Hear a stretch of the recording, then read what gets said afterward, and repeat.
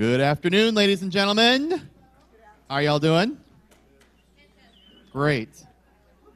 So, my name is Kevin King, and on behalf of the Kalamazoo Public Library in one place, I'd like to welcome you to our first Kalamazoo Connect program. So we're very excited about that. Yeah, thank you. Insert applause there. Thank you. Thank you. So this idea, we're really excited about this idea. This came from kind of a whole group of people at the library. It sprouted in our innovation team, this idea of we need to provide a forum to allow people in our community to talk about things, to talk about how to make the community a better place, just to give a voice to some people that don't have that forum. And so we thought of an idea. It was based on something that happened in Louisville, Kentucky. They called it Idea Morning, where every morning people got together and one person was speaking. But this phenomenon of TED Talks and Ignite Talks and things like that, we thought we could take that concept where the goal is to talk about an idea in a short time frame. You know, the idea is to get your idea across simple, to be succinct and say, this is what I want to talk to you about. So we took that idea and the idea morning, and we kind of combined it into our own little Kalamazoo Connect program. So this afternoon, you're going to hear from 3 people in our community that are trying, are definitely succeeding in a lot of ways to make Kalamazoo a better place to live in, to engage and to make those connections with you, the audience. So we're very excited about that. After these presentations, we have some great fruit from the People's Co-op in the back. It's under that blue tarp. We didn't want you to eat beforehand because we want you to pay attention to what's going on up here. All right. So our hope is you're going to watch these and you're going to be excited. You're going to be like, wow, I could do that. I can go up there and talk about what's passionate to me, what I'm passionate about, how I can make Kalamazoo a better place, how my organization makes Kalamazoo a better place. Well, guess what? In mid-May, we're going to be asking for people again, or mid-April, sorry. We're going to be asking for people to submit their ideas for our May Kalamazoo Connect. So, today, I know for a fact these 3 speakers are to get you thinking about what you want to talk about. You're sharing what your ideas, sharing what you want to do to make Kalamazoo a better place. So we'll be looking for those innovative community building ideas. All right. So last but not least, you might be familiar with a great blog called KalamazooConnect.com. While that blog is not affiliated with this event, we want you to go check out their website because it's pretty cool. Follow them on Twitter, Facebook, and you get a lot of information about what's going on in Kalamazoo. So please do that. You'll be happy you did. There it is right there. Follow them, and you can talk about everything you love about Kalamazoo. Now, without further ado, let's start the program. I want to introduce the first speaker. He hails from the Kalamazoo Nature Center, and he's going to talk about this really cool program. We vetted, we looked at a lot of these ideas, and we're really excited. Every idea was awesome. They were all a lot of great ideas. This is the best of the best, and a lot of people we're going to encourage to resubmit for May. So keep that in mind. But first, again, it's Kyle Bibby from the Kalamazoo Nature Center. He's going to talk about the Michigan Butterfly Project. So please welcome Kyle up here. I think so. I think we're good to go. Hi, everyone. My name is Kyle Bibby, and I'm from the Kalamazoo Nature Center. One of my main functions at the Kalamazoo Nature Center is working on what we call our citizen science projects. What I'm going to talk about today is I'm going to introduce you to the Michigan Butterfly Network, talk about how the Michigan Butterfly Network is one of these models for what we call citizen science, and kind of share with you this community of citizen scientists that we are so fortunate to be a part of. So our mission, the Michigan Butterfly Network seeks to assess the changing population status of our state's butterfly species, evaluate the quality of Michigan's ecosystems, and engage the public in significant citizen science research. So ultimately, what we're trying to answer here are common species still common? And we're trying to catch population declines before they happen. So first off, why butterflies? Well, butterflies are sensitive to land use and have very, very specific habitat requirements. So they make really kind of ideal candidates. They act as sort of barometers, and they let us know about changes in the environment really before they're happening. In addition, butterflies are also very charismatic, so it kind of makes that recruitment of participants a little bit easier. It's a lot easier, than recruiting people to, pick up ticks or something like that in the field. So in addition, there's also lots of them. So this kind of gives us, on the scientific side, this gives us a really high statistical value. So we can really, really understand our results, and we can really believe them. We really know what we're seeing. And finally, you don't need a PhD to be able to identify them. Really, just a little practice and a good field guide kind of does the trick.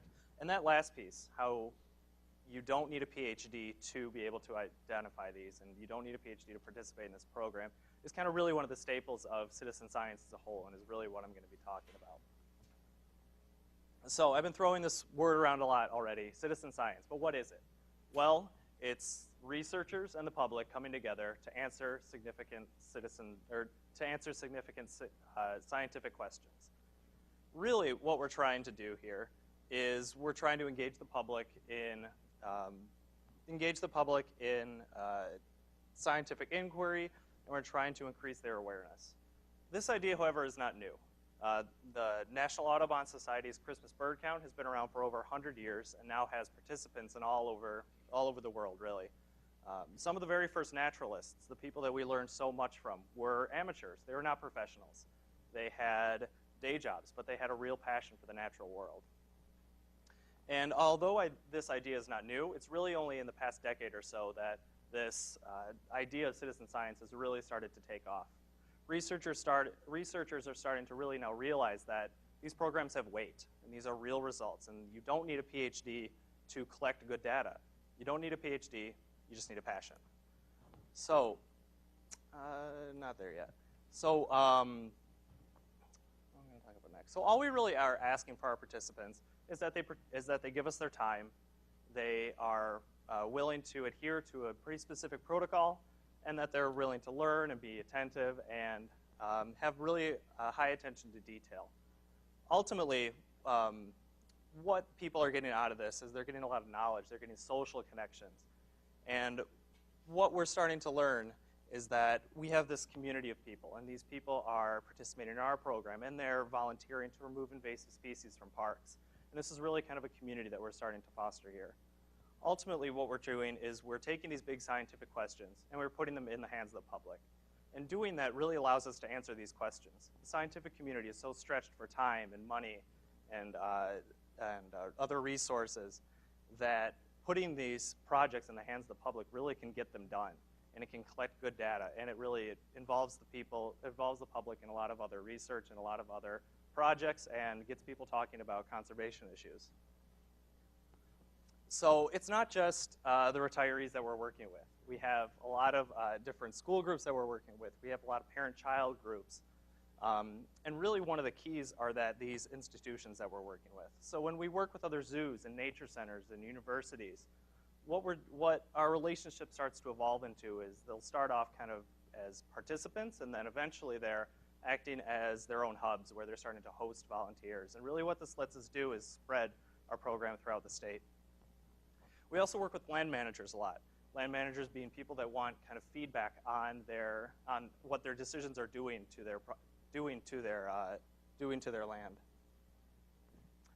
So where have we been? In 2011, we had a very small group of people that we were working with. In 2014, we spread to over 50 sites throughout all of Michigan. And we had 5 regional hubs that started to host the volunteers, like I mentioned.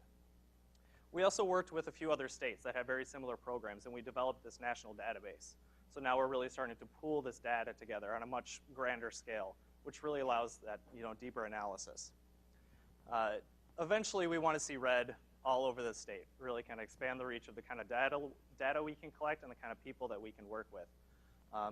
This year, hopefully we'll be expanding up here to Traverse City and then way up here to the Upper Peninsula.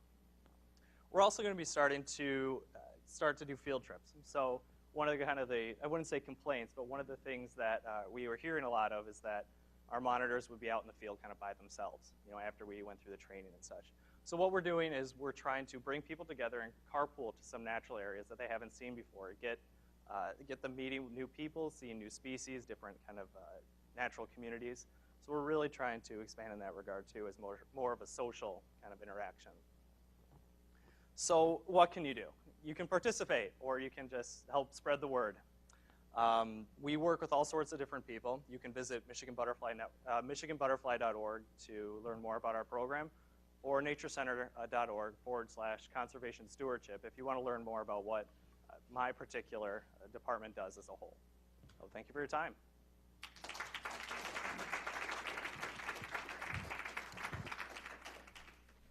Thank you very much, Kyle. One of the things I didn't mention before is the format, which is kind of important if you're planning something. We're giving each speaker 10 minutes to talk about up to 10 minutes for what they're passionate about, what they want to talk about. I really advocated for a gong or an air horn after 10 minutes, but I was overruled. So we're just being friendly. Friendly about this. So, you got 10 minutes, but I think if you go beyond 15, we're probably going to drag you off stage. So just be prepared for about a 10-minute speech. I still want a gong. Yeah, No, it was great. I didn't say that you needed a gong. I'm just talking about it. No time, yeah. So, like the butterflies, a lot of these ideas, start small and then they grow into a. And so this idea, I'm sure, started as this next one from James Maddox. It's a guy who has a great idea. He has a passion for shoes, a passion for students, and I'm really excited for you all to hear about his program, A's for J's, and here's James right here. Welcome up. Hello, everybody.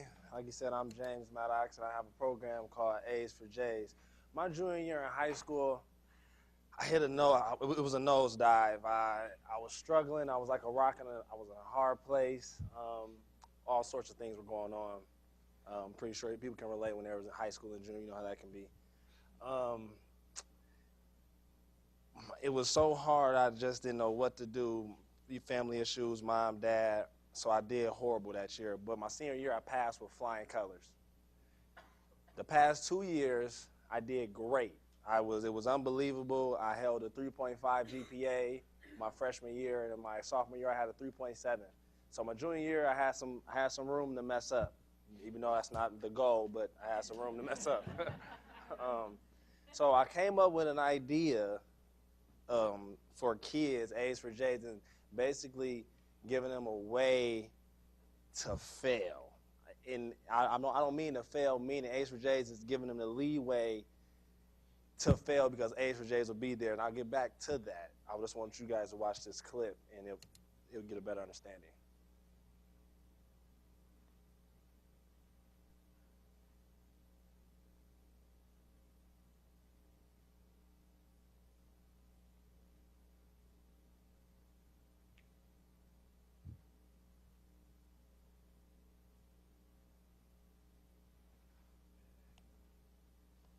Sneaker Exchange with James Maddox, the founder of A's for J's.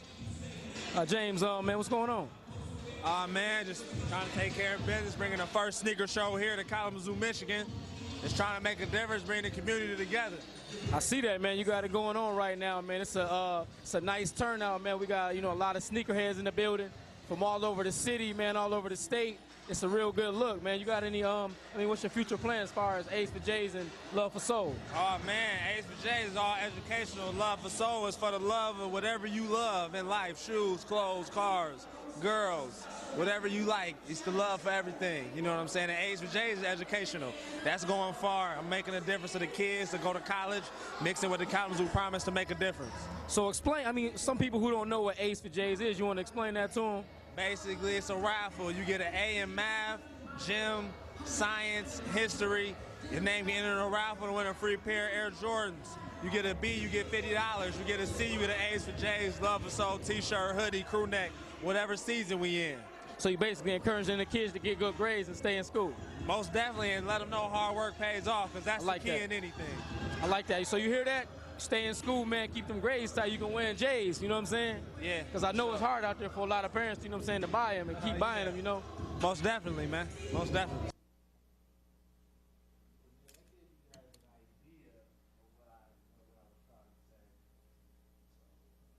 So James, tell me, what schools are you in right now? I'm in Kalamazoo Central and Lower North High School. And how long did it take? I know it's not easy to get into school, so how long did it take and what did you have to do to get into those schools? It took me 2 years to get into Kalamazoo Central High School in Lower North. It actually took me, was like a domino effect. I graduated from Kalamazoo Central. Like, so did I. Woo! 2008. So I'm alumni. I wanted to go there first. No. The other year, I went back home to the laboratory, came back. Another year, no. You know, but then I went back the week before school, and I got it on the news. I got a phone call from a person named Mr. Dickerson, and he said, "Congratulations, A4J, we will accept your program." And then Lauren North's called right after that. So it was like, and I was on and roll. So it took a little minute, but I'm very grateful and blessed to be where I'm at. So how are the students responding to A's for J's? Unbelievable. They was shocked that someone that funded it by themselves. I worked 2 jobs, trying to help. Someone's trying to help them, and I don't know. So they like, why are you doing this for us? For the simple fact, I wish somebody did it for me. So it's just let them know hard work pays off, and when you do work hard in anything, you will succeed. It will pay off. I mean, it might take 1 year, it might take 2 years, it might take 5, it might take 10 years. But if you stick with it, it will happen. Period. I'm a firm believer. Period. So why sneakers? Are you really into Air Jordans? I have a shoe fetish. I love shoes, and it really came from Michael Jordan, though. I can't take all the credit. Just his determination, his will to win, and just him as a person. He hated to lose, and every know Michael Jordan. He just 69 here. He went back. The bad boys beat him up in the basketball. He came back. He just scored. When he had the flu game, he was carried off the court to the plane, from the plane, and he still scored. Well, I think 53. So just the determination of hard work. It will take you a long way. That's just one of my messages I'm trying to get on. So what if a student is not into tennis shoes? What do you have for them? Oh man, something called a mystery box. Everybody don't like Jordan. I know that. I don't know why, but well, it's a mystery box, and it's a value of a pair of Air Jordans. But I actually been thinking to twist it a little bit and just like maybe give them an iPad or just something more valuable, so they'll just work hard and be like, well, I don't want to skip today. I'm trying to win the mystery box or a pair of Air Jordans. It's just giving a new lane for education, just a new vision, just for the kids to say, well, hey, man, if I do this, I can win this. If I win this, I can get $50, or I can get a T-shirt. It's just something. So you're in 2 high schools now. What does the future look like for A's for J's? I want to take A's for J's, honestly, worldwide. I know. What's the next step? I want to get into Portage. I actually want to get into Portage schools. I want to somehow get it like Kalamazoo area versus Portage, but all with just education. We get the high score, and then it'd be like a big grand prize. We all go to see the point or something like that. Anything, I don't know. That's just the future. But I mean, I got big plans. So when A's for J's is a big success, what will be the impact on Kalamazoo? What will Kalamazoo look like or be different because of A's for J's? Kids know somebody cares. If they do good, build their own foundation like I did my first 2 years, let them know it's like mentally, like they're not knowing they're doing good because they're just trying to win some shoes or $50 or a T-shirt. But the end result in that is their GPA is high. So it might be a kid like me, myself, that did good both years, but something happened. A parent lost anything. It can be a number of things. A's is there to help them succeed and be admitted to college requirements. We need more kids to take advantage of college requirements. Our statistics are so low, and I don't know why, because free tuition paid. So, but I want A's to help college requirements, help Kalamazoo grow. We're coming a long way. I just want to be like the Derek Jeters, the Greg Jennings. I want to take the educational field out of making it sports. I was good though. Excellent. Thank you, James.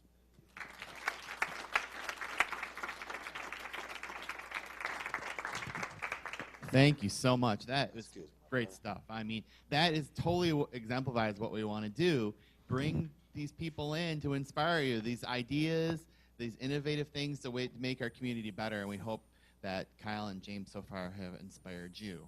So our last speaker today is Kathy Pinto, and she represents a newly formed organization addressing the concerns of adults with autism and more. She's from Acorn Farms, and we're really excited for you to hear her story. So welcome, Kathy. Thank you. Thank you, Tom. This way. Hello. Hi, I'm Kathy Pinto. I'm president of the board of Acorn Farm, and I'm here tonight to tell you about why we exist, what we're about, what the need is, and how we plan to address the need. Acorn Farm, our motto here, expanding choices, building community, is what we're all about. ACORN is a long acronym. It stands for Adult Agricultural Community Option for Residential Needs. It originally started off as Autism Agricultural Community Option for Residential Needs, but we realized in the first few years of existence that there are people of all levels of disability, different disabilities, who would benefit from our program. So we changed our acronym, and we're more inclusive. Our mission, this is my son, Tom. Our mission, the mission of Acorn Farm, is to expand vocational and residential options for adults with autism or developmental disabilities in a supportive agricultural community. Autism, the disability of autism affects people's ability to communicate, how they react socially, how they react to sensory input. The result has been, in my experience with my son with autism, is that it's often difficult for him to navigate social situations, and in particular, outside stimuli, noises, unexpected sounds, smells, lights can be very disturbing for him. I think the press has done a pretty good job of informing us all that autism is happening a lot more than it used to. The more important statistic is that so many young adults with autism are unemployed, and that as adults, autism follows you into adulthood and continues to be an issue in your life. It's lifelong. The schools have done a wonderful job. There are entitlements that basically say that your school district has to deliver to you a free and appropriate public education. And with the increase in autism, most of the school districts, including Kalamazoo, have done a wonderful job in increasing programs that are available to children with autism. However, there is no mandate for a program, an appropriate program, to be provided to an individual with a disability once they graduate from school or leave the educational system. This is a really good graphic. Within the next 10 years, 500,000 children with autism will reach adulthood. This is a bit of a looming crisis. Our mental health agencies all across the country are already challenged and stretched to basically a lot of them to their limits. It's very difficult to provide the type of service that individuals need with the budgets that they've been handed. So we have the crisis of more people coming towards the adult system at the same time we're trying to deal with budget cuts. Not a good scenario. We are a response to a need. The group of individuals who came together in 2011 and decided to create Acorn Farm believe that there's a dire need for appropriate residential and vocational services for adults with autism. Vocational services came first for us. We decided as a board that although our long-term goal is to build a planned unit development where people of all abilities will live in an agricultural atmosphere, that right now there are many adults in our community who do not have a quality program that they can attend. So in 2013, we began a small pilot program at Tiller's Farm. Our friends at Tiller's helped us out. And then in 2014, we began leasing 2 acres of one corner of a local farm, and we are delivering a vocational program there 4 days a week, 2 sessions a day. And we've served 20 teens and adults to this point. We believe in choice. We believe that Acorn Farm will add another quality choice to our community. It's another choice that adults can make. We've seen a great deal of progress in the adults who attend the program through shared work, developing bonds with animals, and learning new tasks. They can choose woodworking and crafts, animal care, gardening, friendships. This is my son Tom and his best friend Jacob. They have been best friends since they were toddlers and share their friendship out on Acorn Farm. Another choice, other things that we do, we've made goat milk soap. We have some samples of it over there on the table. Physical activity, sewing projects, always something new to try. We have, our staff is very creative in coming up with new things to try. The crisis of housing is the next crisis. 80% of adults with ASD, which is autism spectrum disorder, live with aging parents. This creates a lot of isolation, resistance to change, and sadly a lot of regression on skills that may have been learned over many years of education. Sitting at home and not having some place to go that meets your needs can be, you go backwards instead of forwards, and you become more resistant to change, and it just kind of feeds upon itself. Group homes and apartments are a current option. We have many very fine companies here in town who provide this type of setting. For many people with autism, it's not always the best choice. They provide a place to live, but they don't necessarily provide access to programs. The vision of Acorn Farm is lives of meaning and purpose for adults with autism or developmental disabilities through shared, sustainable agricultural pursuits and innovative vocational and residential options. That says it all. We envision a farm that welcomes the community. The community comes to our farm. The people who work at our farm also have access to the wider community. It's an intentional agricultural community. It's a nice, beautiful farm there.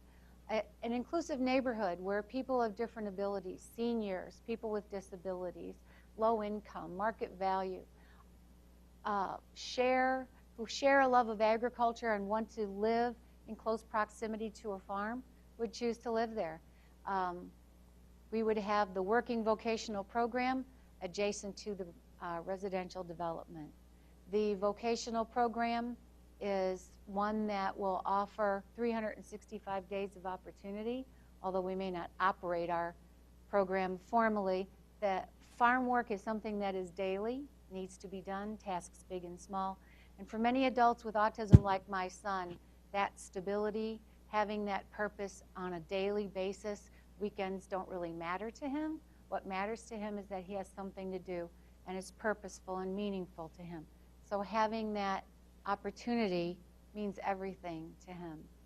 Benefits of an intentional community, natural supports, knowing your neighbors, getting to know them and care for your neighbors, being inclusive rather than isolating, designing this project to have full access to the wider Kalamazoo County, and once again, 365 days of work. Here's our motley crew down here.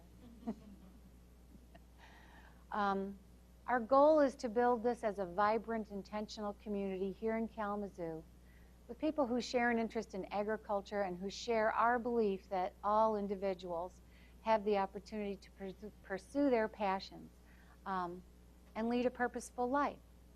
We need land, we need to raise money, and we need our community to support us in order to realize our goal. So thank you for your time.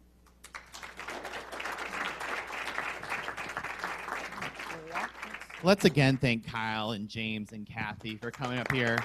and talking to us. So before I let you go, I want to mention a few things.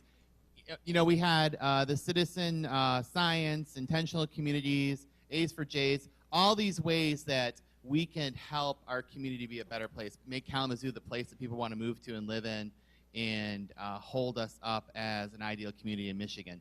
So I encourage you, I implore you to go talk to these three people after, you know, as we move on to the connecting and talking to one another and eating food portion of our program.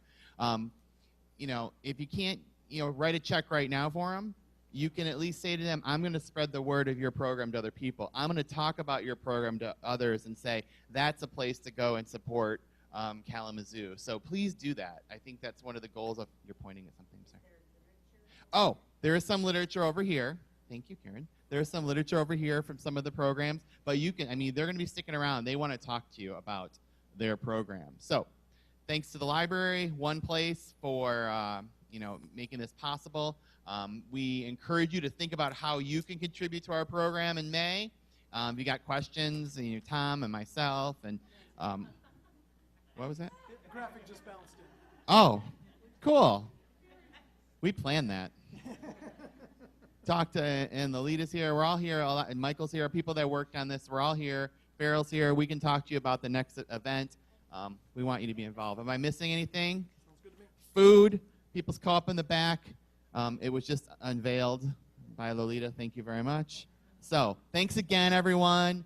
Thanks for coming to the first one. We'll see you in May. Tell everybody about it.